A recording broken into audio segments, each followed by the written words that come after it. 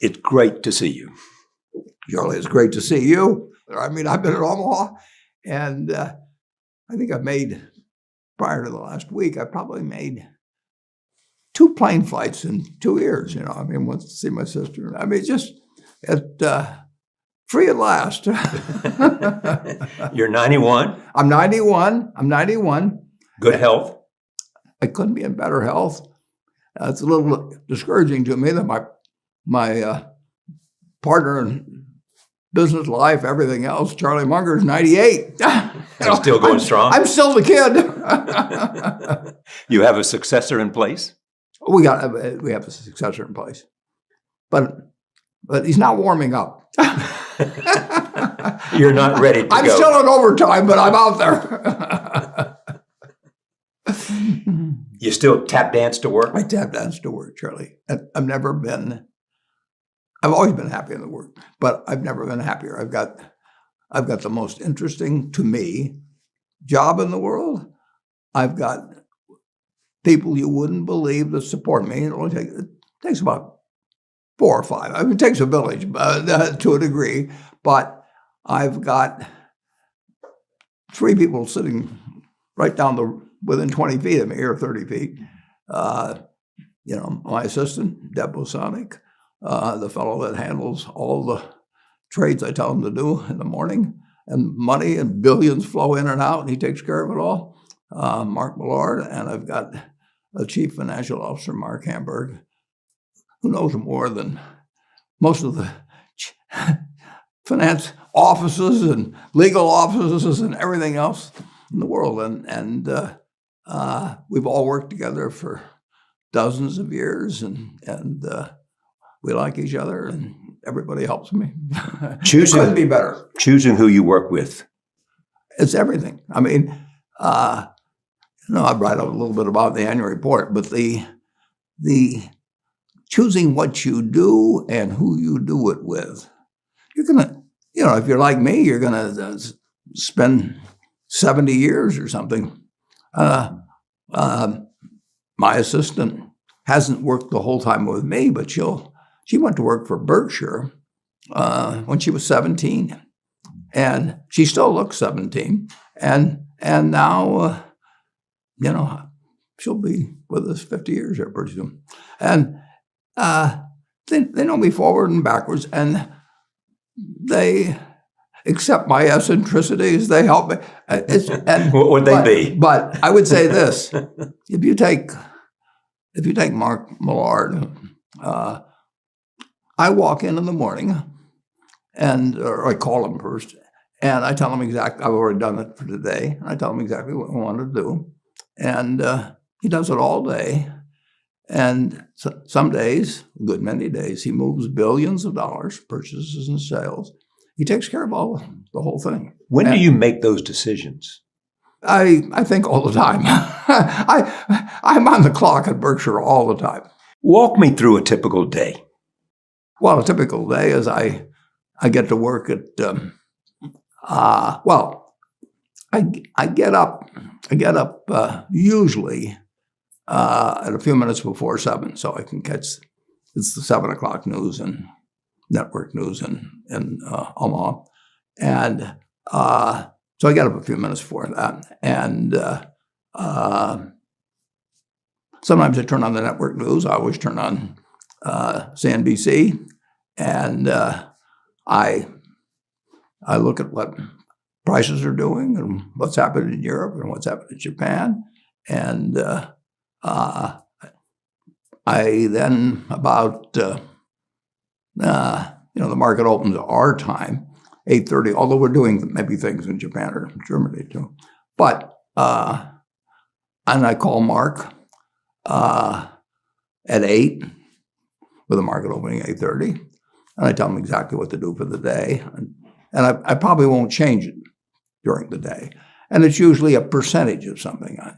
I will say buy or sell X percent of the trading volume, and I'll give him a list of things. If there's a limit of price, I'd give him the price. And then he does it all day. And I don't need to check with him. And he sometimes does billions of dollars worth of business. He buys the treasury bills, which we, in the last couple of years, Have a bunch of. we probably bought $5 billion every Monday. And I would guess that we might be the biggest buyer. And just week after week after week after week. You made your first investment when you were 11 years old? In 1942, 80 years ago, I took $114.75, every penny I'd saved, and I bought 3 shares of City Service Preferred. And City Service was a pretty well-known name now and then. In fact, in 1920, City Service, I think, was the 4th largest company in the United States in terms of number of shareholders. It was a big company, and so it had a preferred stock that was selling at 38 that had started skipping the dividends during the Depression. So it accumulated dividends on it of $60 or $70. And of course, it was par value of $100 too, and it was selling at 38. And at breakfast one morning, I follow little stocks every day, but then I made my plunge, and I had roughly this amount of money, so I bought 3.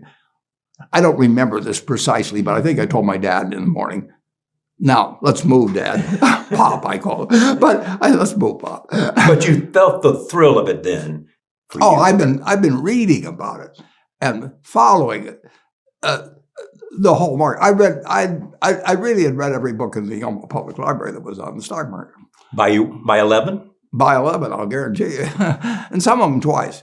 I started out reading the ones in my dad's office, and I just loved to read. I read other things too, but I knew more when I was 11 than I know now. I mean, in terms of the actual mechanics of the stock. I mean, I don't know what happens when I put an order in now. I mean, it gets in the machinery of the way orders are executed now. I would know if I sat and worked in a trading room for a day or two, but I don't really know the mechanics as well of what happens when an order is processed today as I did when I was 11.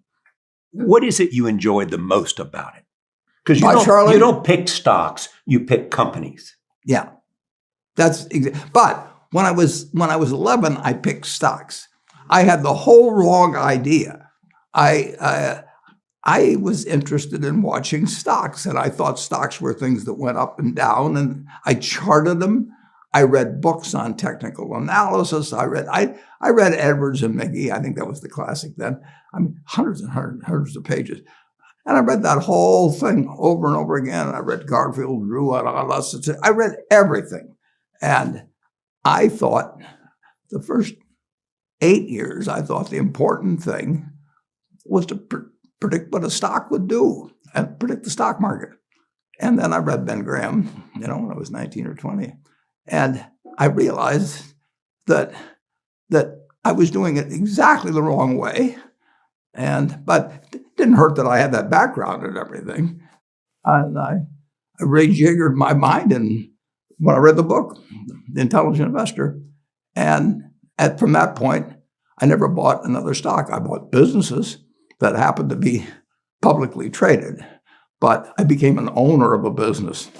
And I did not care whether a stock went up or down the next day or the next week or the next month or the next year. And I didn't have any idea what it would do. I didn't know what the stock market would do, but I knew businesses.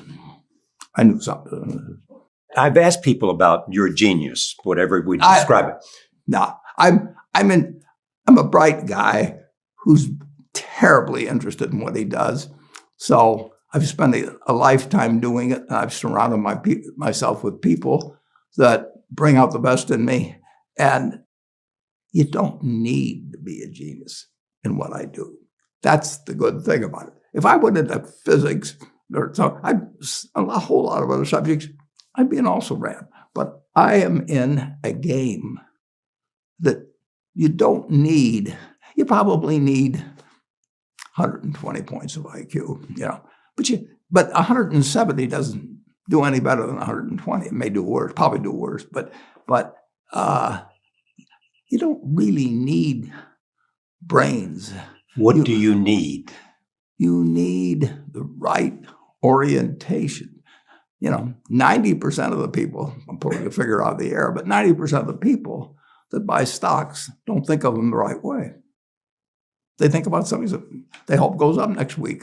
And they think about the market as something they hope goes up. And if it's down, they feel worse. I feel better. And you think about?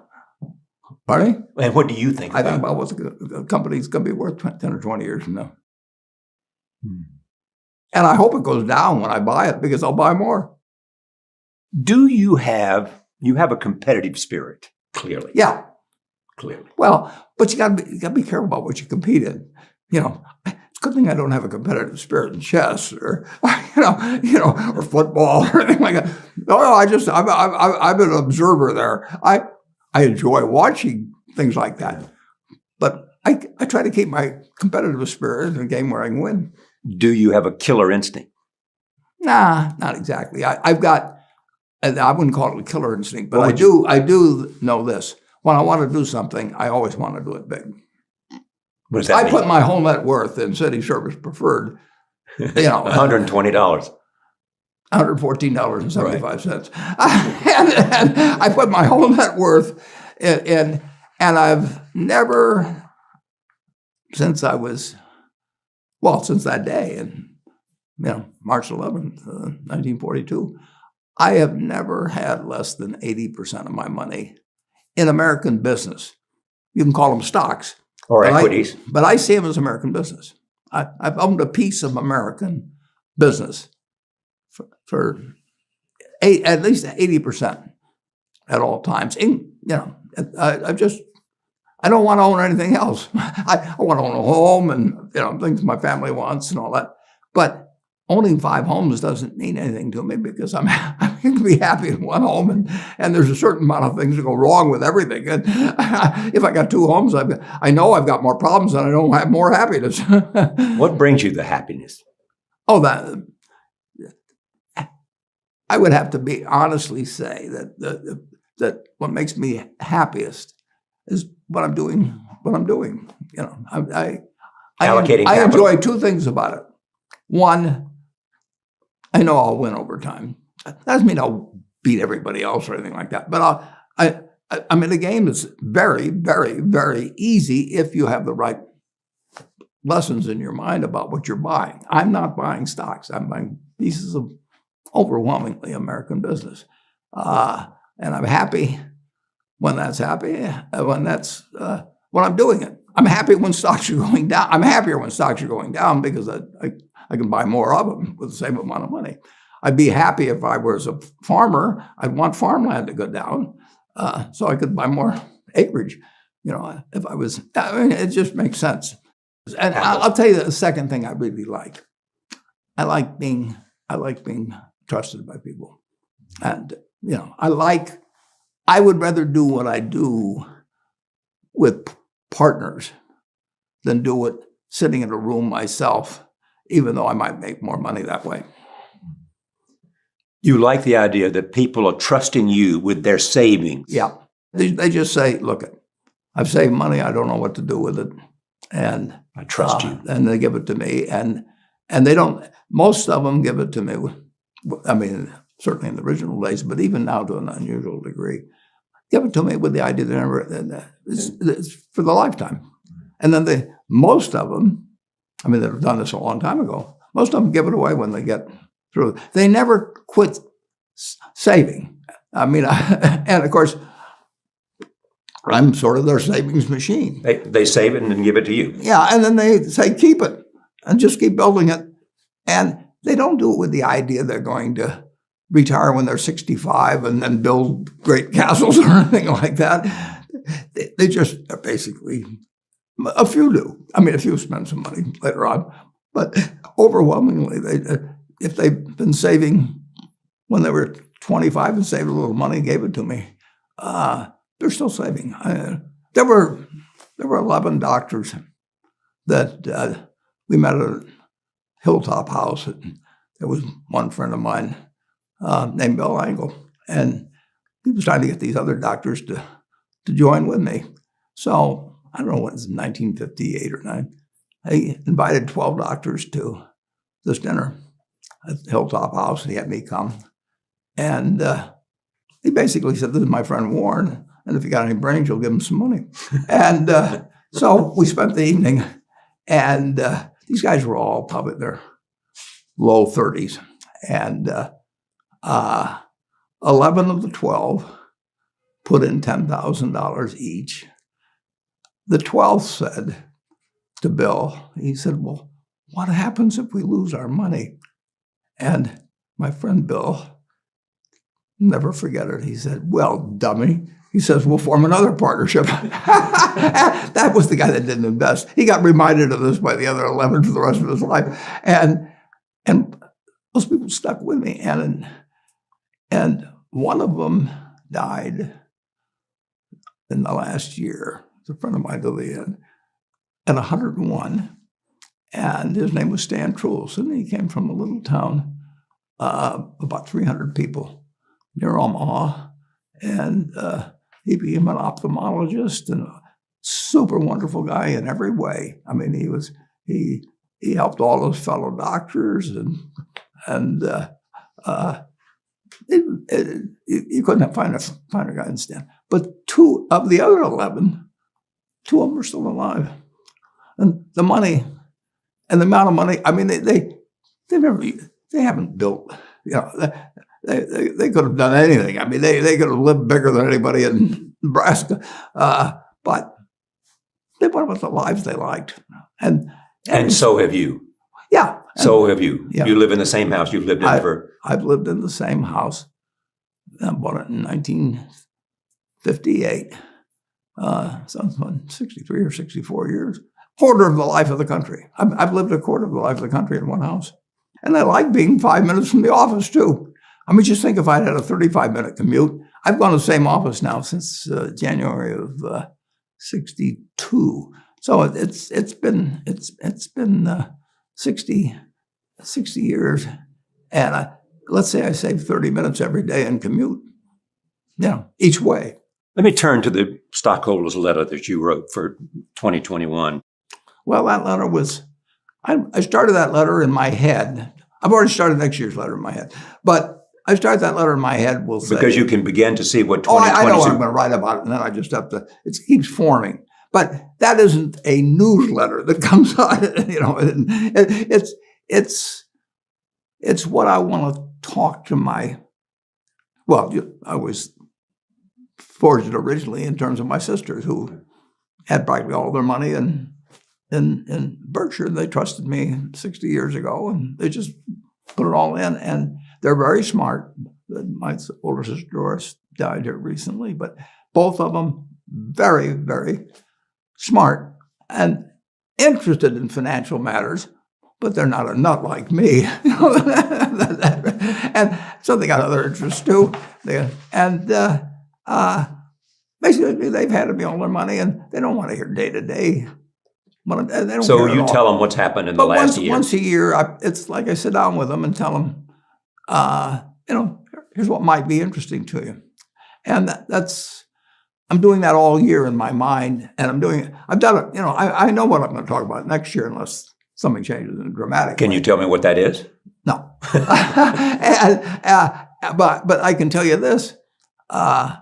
Last night, I went to Music Man, and among the people who went with me was my friend Carol Loomis. Carol was 92. She's a great journalist and a she good writer. She starts editing. I send her the report, which I think is perfect always at the time. I send her the report in usually December. And she keeps sending it back. And she kind of won't let me send it out without checking to make sure that I've left out a comma someplace or so right up to the end. But so the report, although it's dated February 20th, that report basically was written. It was written in my head for a long time, but it was what I thought was finished, probably in December. And then Carol tells me there's a lot of work to do. No big investments in 2021 because you didn't see anything that met your requirement. Yeah, and I wrote the report, and people can go to berkshirehathaway.com and they can see exactly what I think and have thought for 40-some years of each report. But for you to make a big investment, what do you need to know? I need to know that I think that Berkshire Hathaway is going to be worth more money someday down the road. Not tomorrow. I want it to go down if I'm buying something. And I would say this. The world has changed a lot since that report was written. But the world changed a lot in 2000, 2 years ago when the pandemic. Just think about it. Because of the pandemic. The pandemic. It's almost exactly 2 years later. An event happened 2 years ago, and we didn't know exactly what it was. We didn't know what the financial result would be. We didn't know what the physical result was. We just didn't know. But when I wrote my report in February, I didn't know the pandemic was going to hit, a week later. And I didn't know that the American financial system was on the brink of, chaos. A few weeks later, and if somebody wants to read a great book that just came out, it's a sensational book called $1 Trillion Triage that tells on a day-by-day basis what was going on in March that, where, in my opinion, Jay Powell, he matched Paul Volcker in terms of doing things that needed to be done that day, and it's a great day-by-day report. The book just came out a couple of days ago. We expect the Fed will raise the rates. Does it remind you of 1970s? Everything that happens in the investment world reminds me of something or other. I mean, every day. If it's a boring day, it reminds me of something. I mean, but I don't think that way. All I'm trying to do is buy businesses. Let's pretend there is no stock market. Let's say I had to buy these privately, like you buy a farm privately, like you buy an apartment house privately. They're investments. So you're looking to say, what can I do with money I've saved to put it away so I feel good about getting it back later under any circumstances, but not necessarily on a given moment. But if I have a farm, it's going to take me a while. But people would be so much better if they actually didn't have a stock market in terms of buying businesses. But, You made two huge investments recently. One is Activision. No, we have two fellows in the office that each, they manage a total of about $30 billion between them, Ted Weschler and Todd Combs. Two people you chose. They've been with us for about 10 years each. They have total authority over the money they invest. They're just as independent in buying things as I am. I mean, if they decide to buy something in a country I've never heard of in the stock, I mean, they don't ask me. I mean, they don't. But are you saying that maybe they were decided to? Well, I've actually investment in Activision. I've actually said that one of those.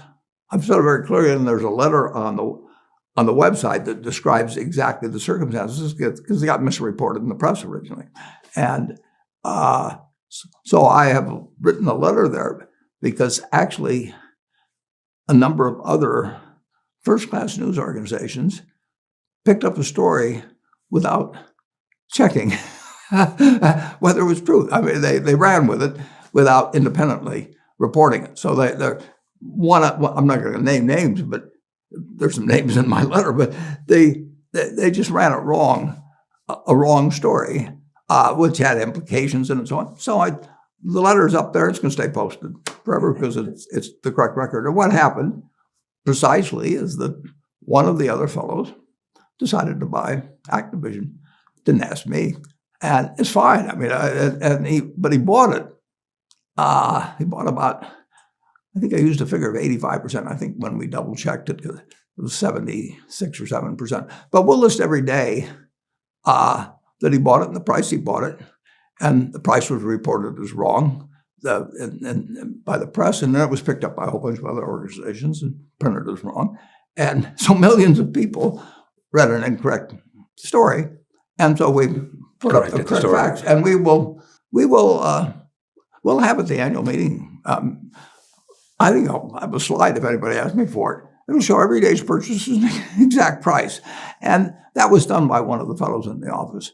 Now, and that was, like I say, 77% was in October and the rest was in early November. And he paid about $77 a share. And you can buy it today. And Microsoft announced it. The first story said weeks later, which makes it sound like 2 or 3 or 4 weeks later. It was probably 12 weeks later. You could have said months later. So the investment was months before Microsoft decided to acquire Activision. The other guy liked it as a stock, as a business. And so he was buying it. And he paid an average of, like I say, $77 a share. And we will have a list of every day at every price. And then I guess it was, there was a big expose type story run. But he wasn't buying during any of that period. And then the preliminary proxy came out. It's been filed with the SEC by Activision, describing the history of the deal as to when Microsoft came to them. And it was sometime in a couple months later that Microsoft first approached Bobby Kotick, and then 4 other people came. You can read it all; it's filed with the SEC. And then after it was announced, the stock, you could buy the stock at $78 a share.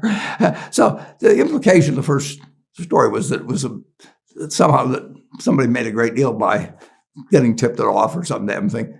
Simply you not could have bought $1 a share. You could have bought after it was announced higher than one of the other fellows paid for about. He bought about close to 15 million shares. He still got it. How about Occidental? Well, Occidental, a week ago, a couple of years ago, we financed Occidental. And had some warrants coming out of that. Vicky Hollow, who I'd never met before. And I got a call on a Friday and Bank of America saying that Occidental was going to need some money to buy Anadarko. And I think it was known then they were in competition with Chevron. And would I meet with them? Because they needed a lot of money fast.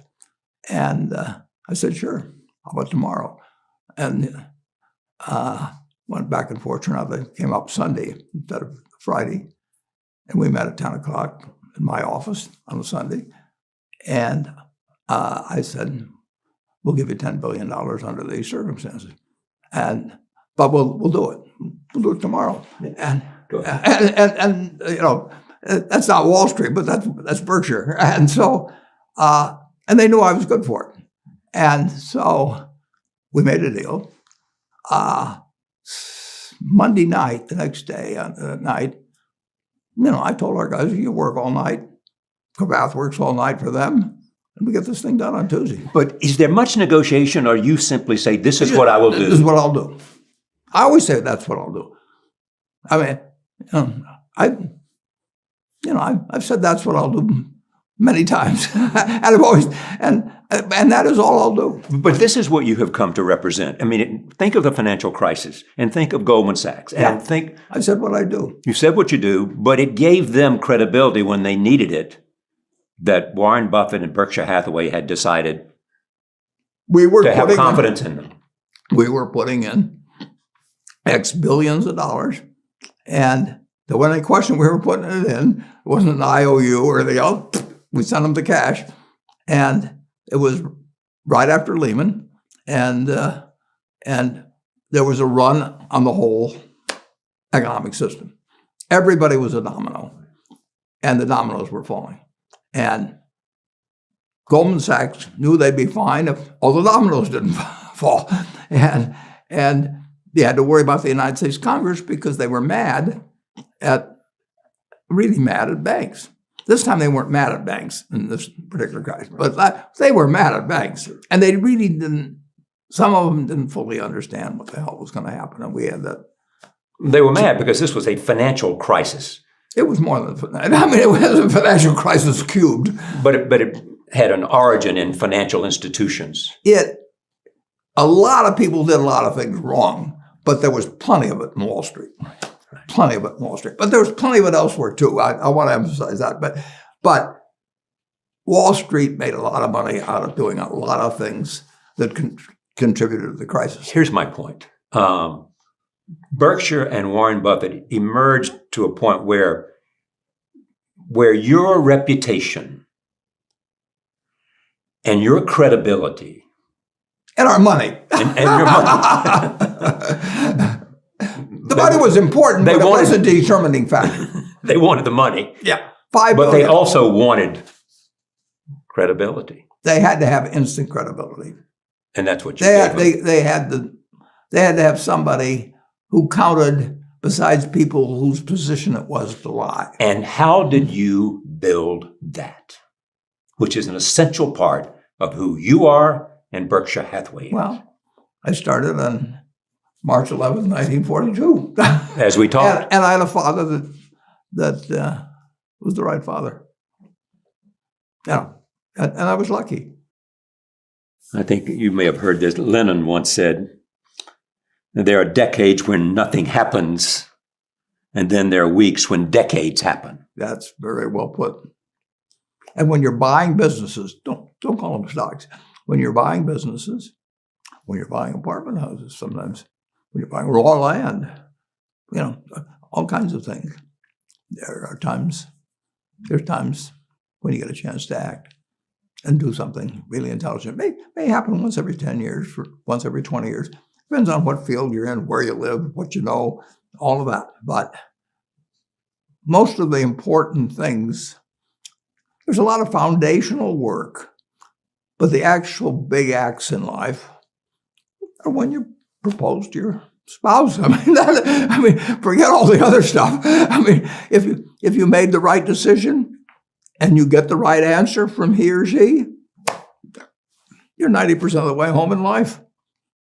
But also things happen in the world, like the pandemic. That's true, too.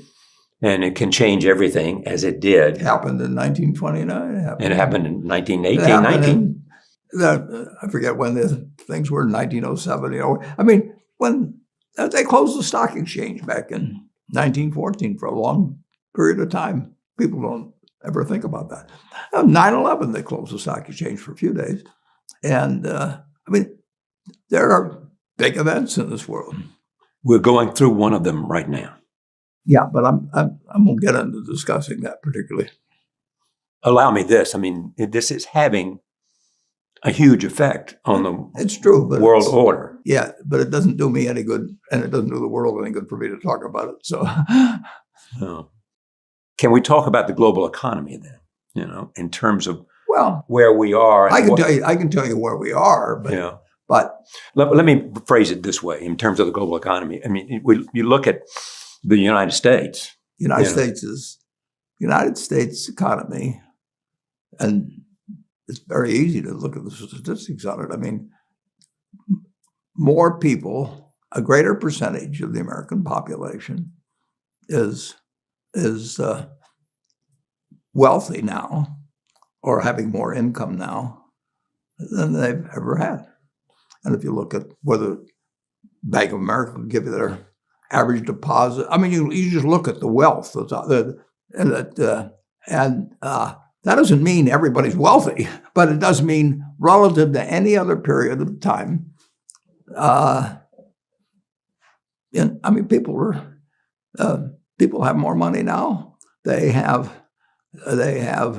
get mortgages at lower rates than they've ever gotten. So if they want to buy a house or something, But is that going to continue? I mean, mortgage rates are raising, as you know. Yeah, we were in an inflationary period. I'm not going to predict interest rates for you. But I'm not asking you to predict anything about stocks. But right today, Charlie. You live in an environment. Yeah, you live in an environment where the bottom 2% in terms of income in the United States, the bottom 5%, and for sure the top 1%, all live better than John D. Rockefeller was living when I was 6 years old. John D. Rockefeller was the richest man in the world. And today, you can get better medicine, better education, better entertainment, better transportation. You can do everything better than he could. You can, it's astounding. That's in my lifetime. That if you wanted to watch a football game, he still had to go there.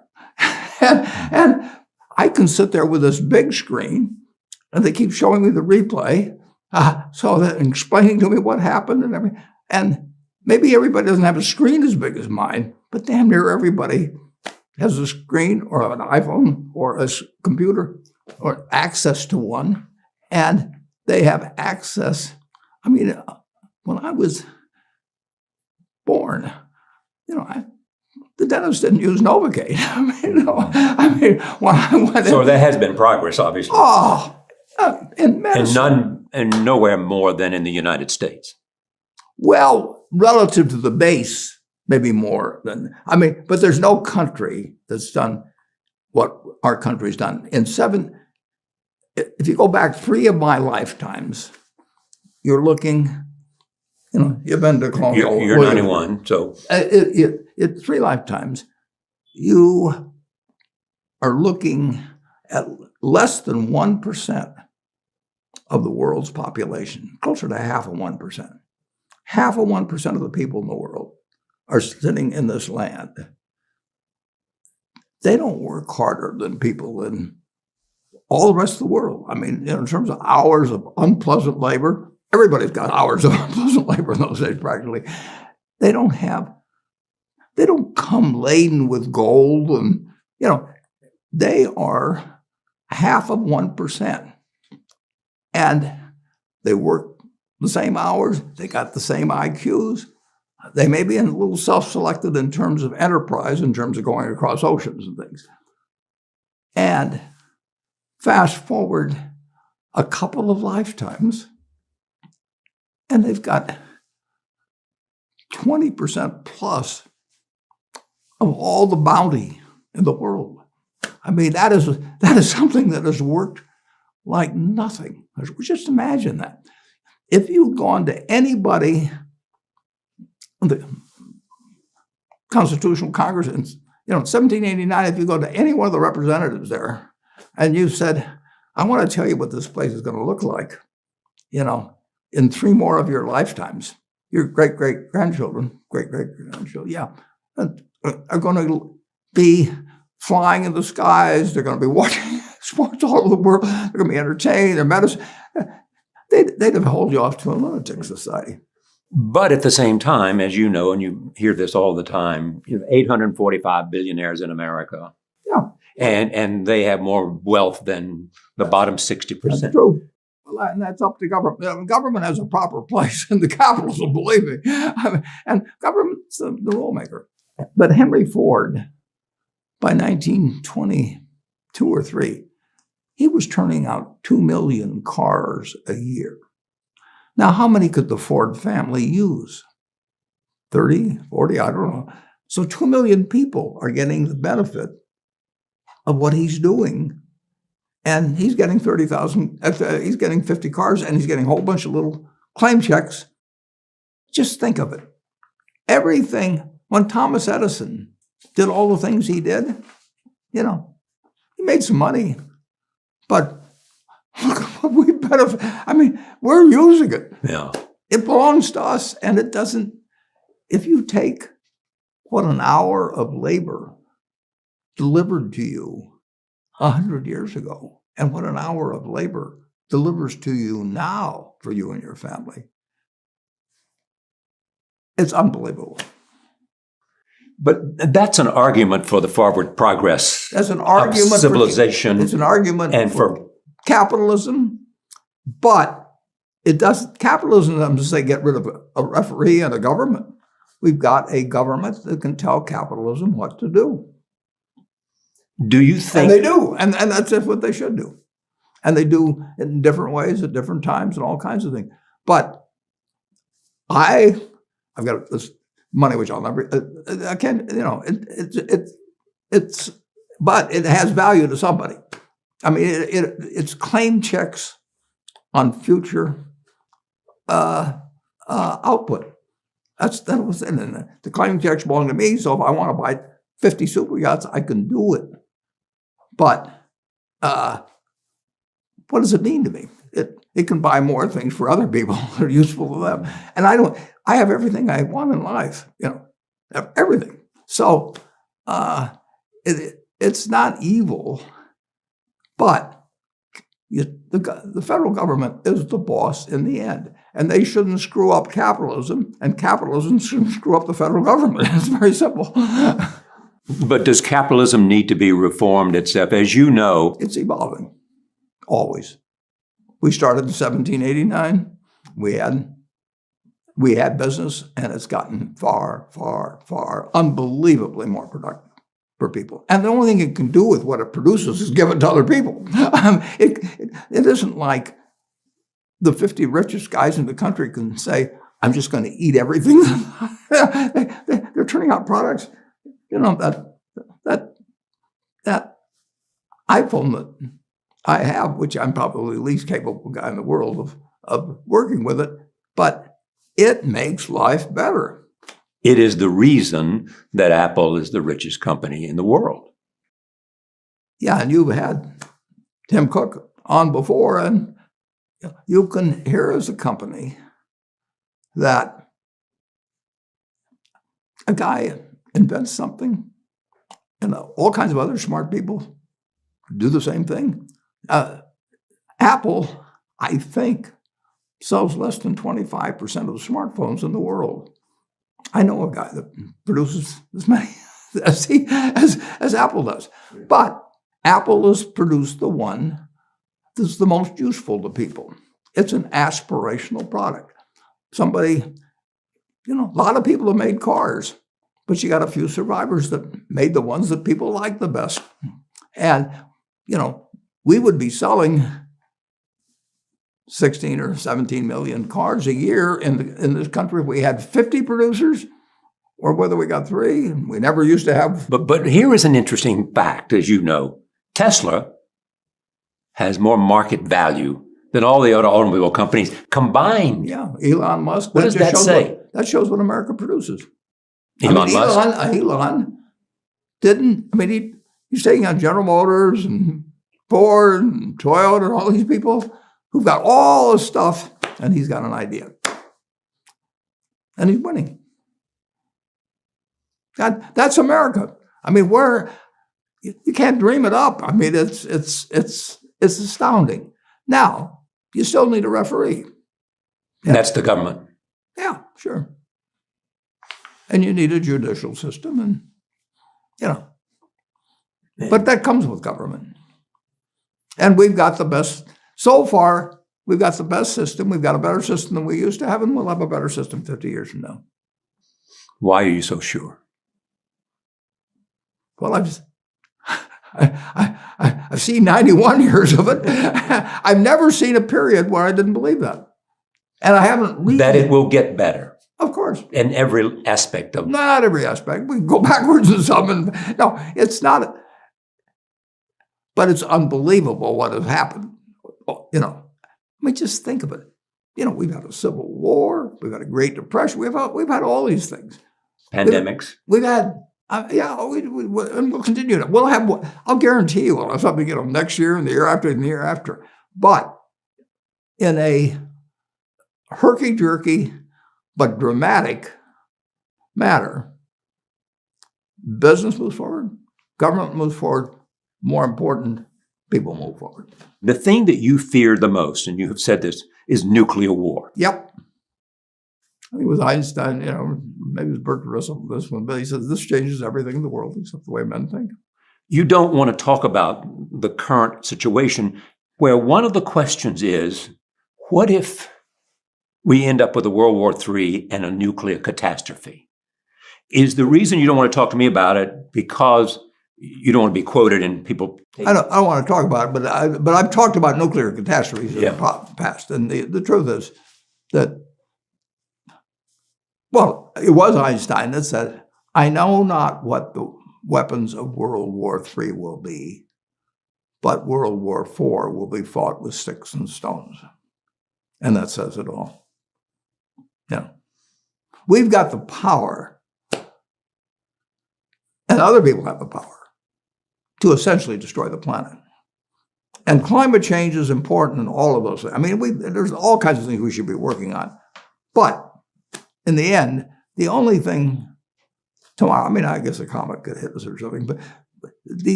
we can destroy that. And it's not just us. We can end the planet. And I don't want to talk about much more beyond that. I don't like saying that to people even, but it's true. It was true when Einstein said it. I mean, it's been true. We came close in the Cuban Missile Crisis.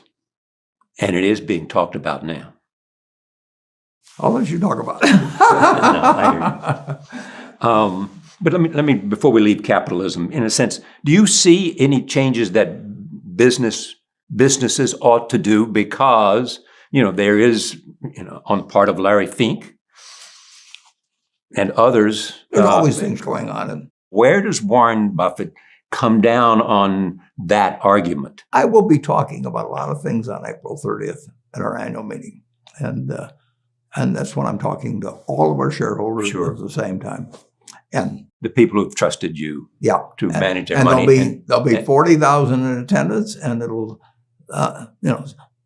be taken around the world. And that's when I can talk to all, if they want to listen in, every one of my partners can hear at the same time on a Saturday. So the stock market's not open until Monday. And so they can digest it or they can watch replays or anything else.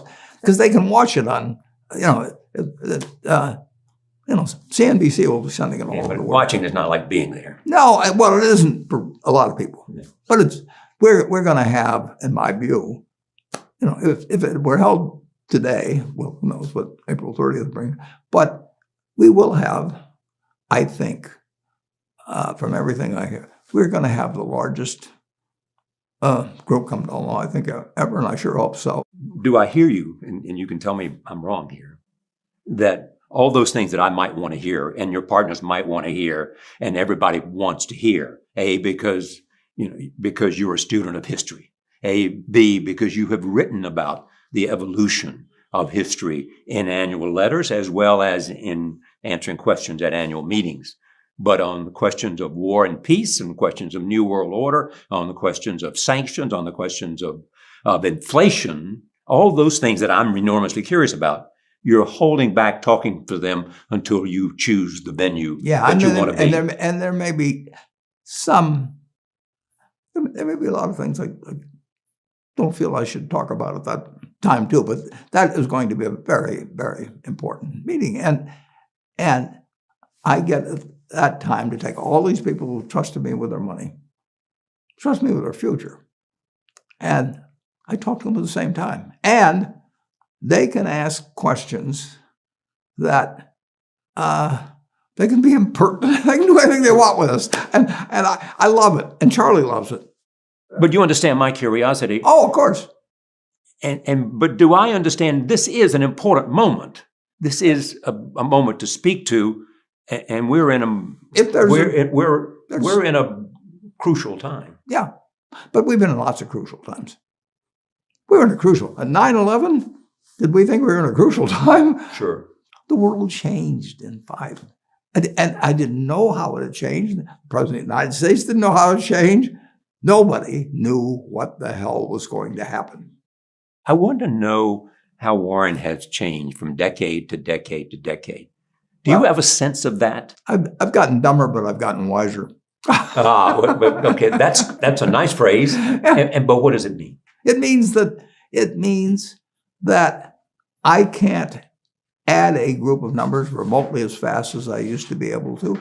I can't remember sometimes when I walk upstairs while I'm walking up the stairs, I'm thinking about something else. So by the time I get to the top of the stairs, I don't remember why the hell I walked upstairs. It means I forget names so easily. It means that I can't read as fast as I used to read.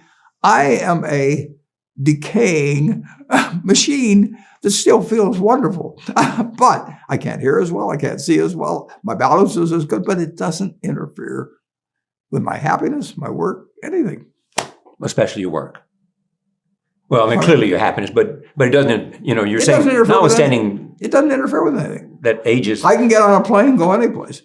I can do anything as long as you don't ask me to dance.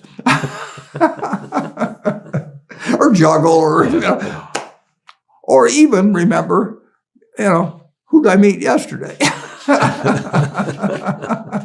But in terms of doing the job that you do, allocating capital. I can actually do that as well as ever.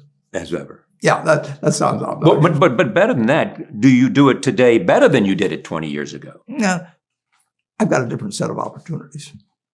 And that gives you obviously, well, Berkshire is much bigger than it's ever been, and therefore that defines the choices. The size restricts the kind of things that can have an important effect on what I can do for the people who leave the money with me. So I can't earn the returns on capital with 500, billion or 600, whatever it may be to work with. Like if I do something brilliant, don't count on it, with $5 billion, it's 1% of my net worth. I mean, 1% of the net worth of the people I'm working with. And 1% doesn't move much, So I have to think about big things.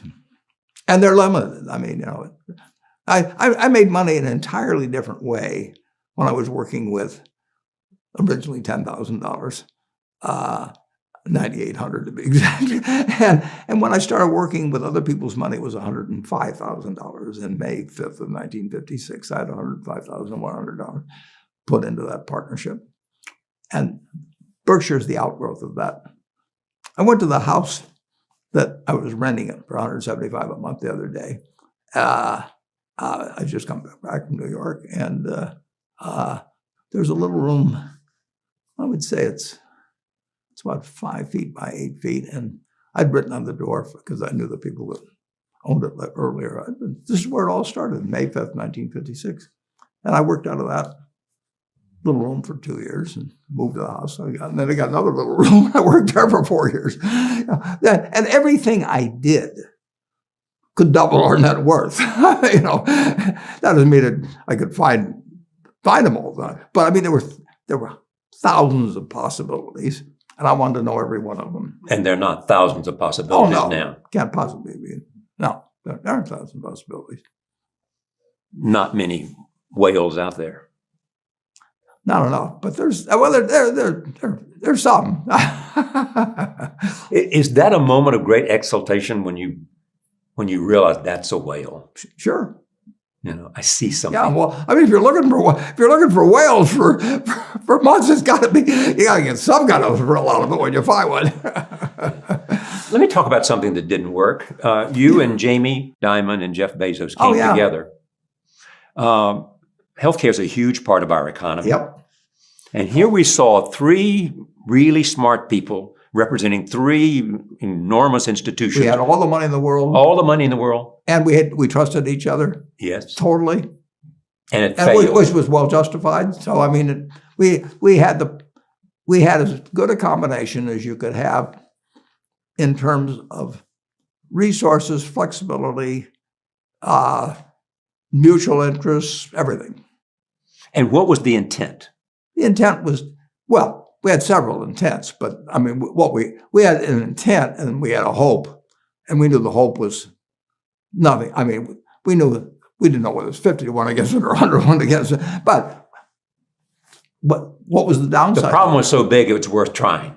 Yeah, and what was the downside to us? Nothing. Right. Zero. Maybe we looked like we couldn't solve it, which is true, but that's okay. Why couldn't you solve it? Oh, it's three. It's as big as federal government receipts. I mean, it employs more people, and it's not a terrible system. I mean, it's so much better than it was 20 years ago and 50 years ago and 100 years ago. So, I mean, we've got a wonderful medical system. But we're fighting over it all the time. Well, I mean, anytime you get a big pie in this country, people fight over it. But I mean, as you know, until Obama did what he did, Yeah, well, I think Clinton failed, and then Obama. No, I think what Obama did was good. I think it was a real important progress for the American people. And then the question is, how do you make it better? And to make it better, what we need to do is A, bring the price down, and B, make the accessibility to it. You've got to be sure everyone, a rich, unbelievably rich country Like America.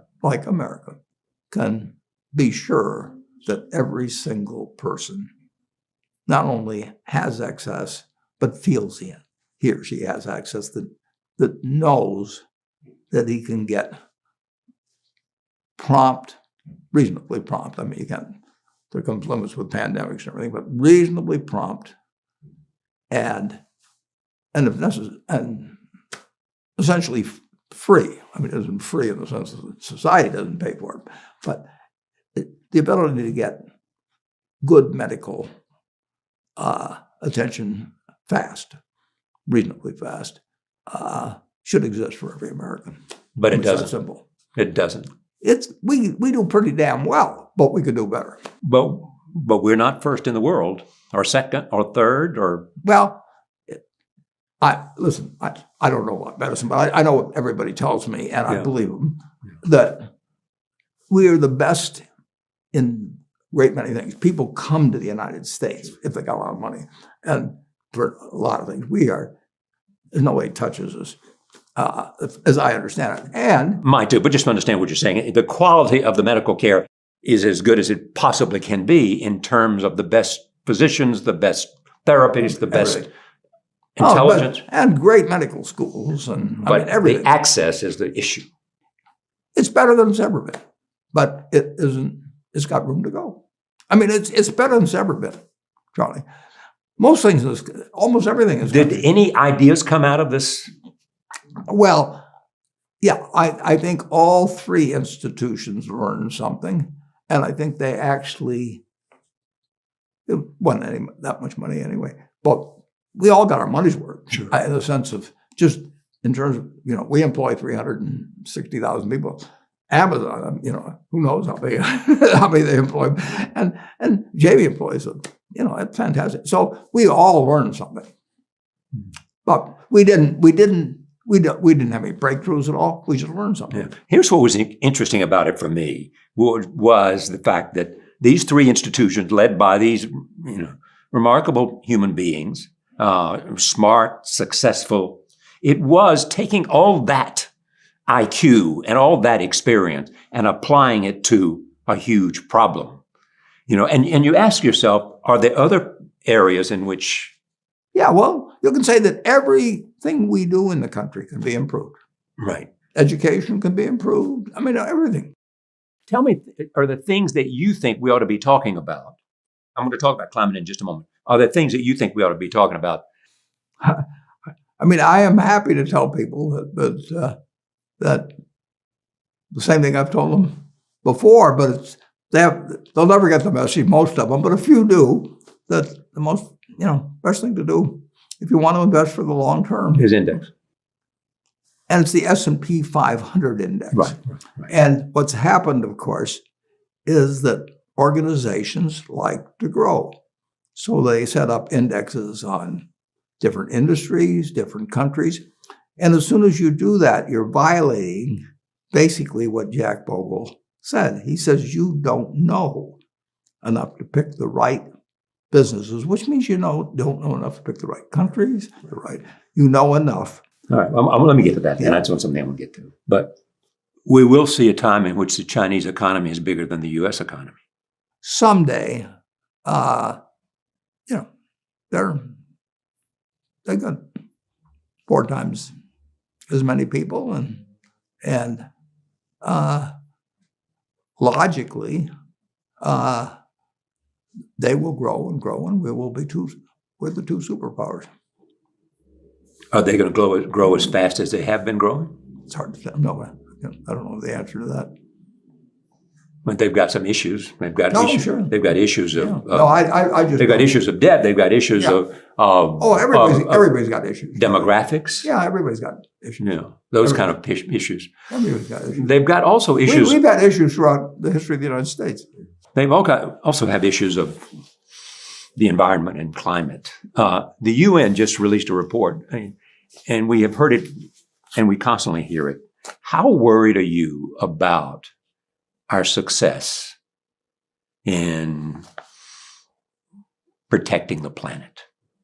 Well, the biggest threat, obviously, is nuclear weapons, but it doesn't mean you don't protect against other things. Right.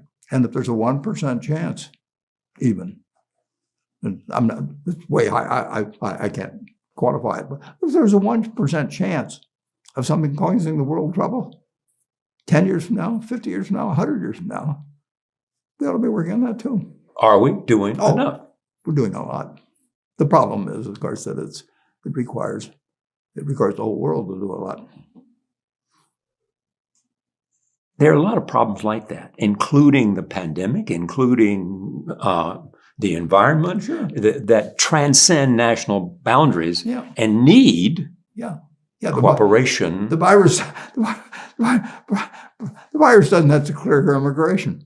No, the virus does not have to clear immigration. No, that's that simple. It can be brought And in there's by a lot one of other person. things. There's a lot of other things that aren't physical viruses. When you look at Tim Cook, I think he's terrific. It's that simple. I've written the annual report, yes, and he is. he was a great manager. He's not only great manager, he's a great human being, but he's a great manager too. He's an incredibly great manager, but he's a great human being. What do we look for in a great manager? You look for somebody that has Results. You look for somebody that has ability of trust and character. Ability, trust, character. Yeah, somebody you can trust. Same thing you want in a spouse. Charlie always says you want to marry somebody better than you are. He says in my case that leaves the whole world practically.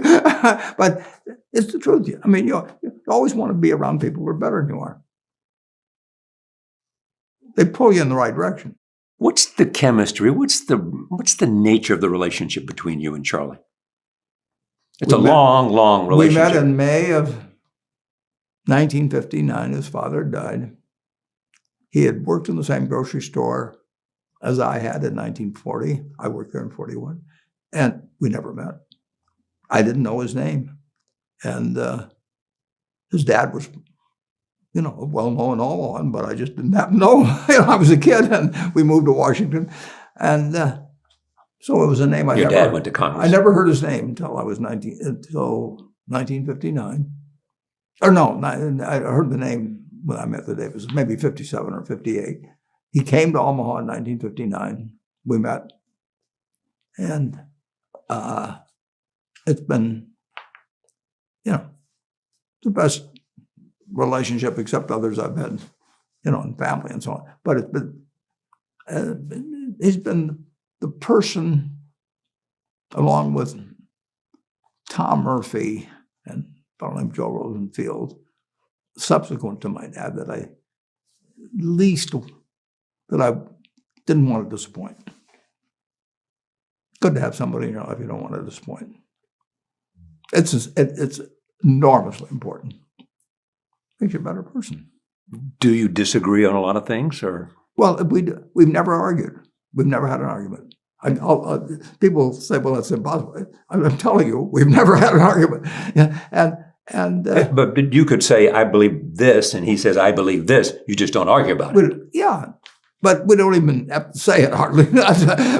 We may know where that I would say this or that. Why bring it up? He, I think, has expressed some concern about index funds. I support everything Charlie says, but I don't agree with it. I don't mean on that. I mean, it doesn't mean I agree with him on everything, and he doesn't agree with me on everything. And we've never had a problem with that since '59. Jeff Bezos. Yeah. What about him? Jeff is a friend of mine, but I probably see him personally. I see him once a year, probably. Yeah, and I can't recall ever talking to him on the telephone. Maybe I have. Or I've never sent him an email. But I don't know how to send emails. you know how to get them, son. Yeah, no, I've got a system, but I don't. I literally don't know how to send an email. You seem to have done okay without knowing. So far. But you once said to me, that he's one of the smartest businessmen. Oh, absolutely. And the proof is in the pudding. I read his annual reports. I see him once a year. I've usually seen him once a year in Sun Valley. And I enjoy that. And actually, at Sun Valley, at the Allen & Company conference, we've had a dinner that a few of us had in. And so I've probably had at least 3 or 4 of those. It's remarkable to see a company which was founded on selling books now as a technological giant. It couldn't happen, but it did. When Jeff was at McKinsey, I don't know whether they drove cross country from New York to Seattle, but if they'd stopped at Omaha, and they I didn't know him then. But he'd say, "What do you think of this idea?" Good luck, Jeff. Yes, but you have told me that he at times would come up to you and have questions if you were making a presentation at a conference. Yeah, at Sun Valley. Yeah. He's a very, very, very smart guy. And, I think, look, a good bit of his fortune is going to help society in various ways. The Giving Pledge is? Well, he's got his own plans on that. But Mackenzie's joined it. She wrote a beautiful letter. If you haven't read it, go to the... Mackenzie's his former wife. Yeah, and go to the Giving Pledge where we've got all the letters, and you will not read anything more beautiful than what Mackenzie has written. And she's doing it. She's doing it, yeah. She's doing it. It's not just talk. She's really making contributions she's doing exactly to black colleges and lots of other things. Charlie, she is doing exactly what her inner self, and which she has expressed through the letter she's written, and some other things too, but the letter she wrote, the Giving Pledge. She's expressed a philosophy of life that I think is as good a model as anybody can find. And incidentally, I've only met her twice, maybe. And Melinda Gates is also. Yeah. And Bill continues to make a huge impact on philanthropy. And they do it, and especially during the pandemic. Not with just money, they do it with time. They're on the scene. They do it with time. They give up. Time is the most precious thing you've got, pretty much. And they do it with time. They are giving something. They're giving something I'm not willing to give.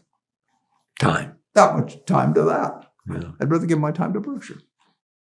Because that's what I enjoy doing. And that's what you do well. Yeah, it's what I do well, and it produces money, and that does well for other people, but it doesn't. It'll do better if it's given by other people. But that was a choice you made when you gave them. Choice. situation. I mean, a long, long time ago in terms of Susie and so on. But yeah. Right. And it was, somebody's going to do something with the money. And you felt And those like- are claim checks on the output of others. Productivity of the world, you can redistribute it to places where it's needed more.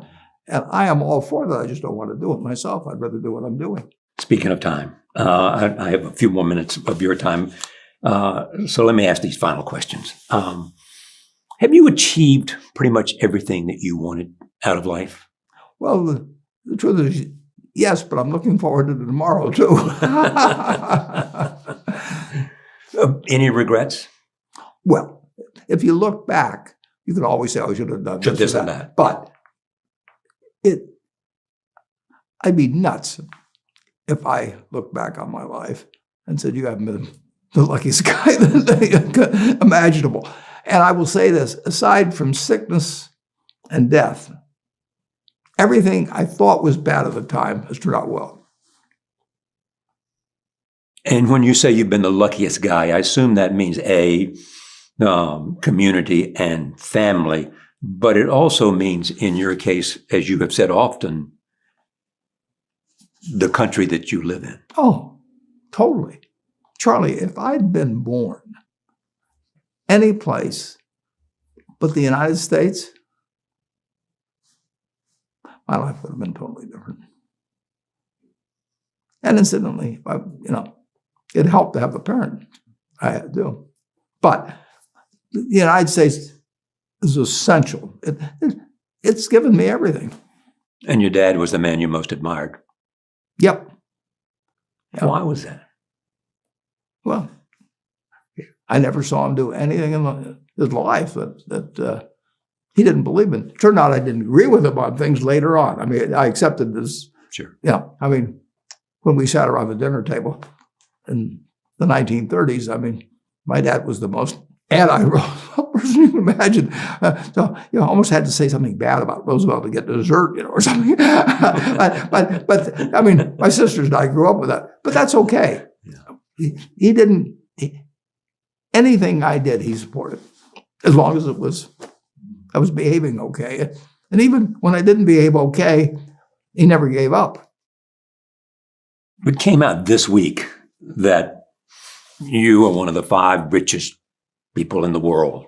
On that list was ahead of you was Bill Gates, Elon Musk, Jeff Bezos, and the man from France, Arnaud. What does that mean to you? It means I can direct the way a whole lot of money goes just back to society. But what really means something to me is the record of Berkshire. That's what I've done.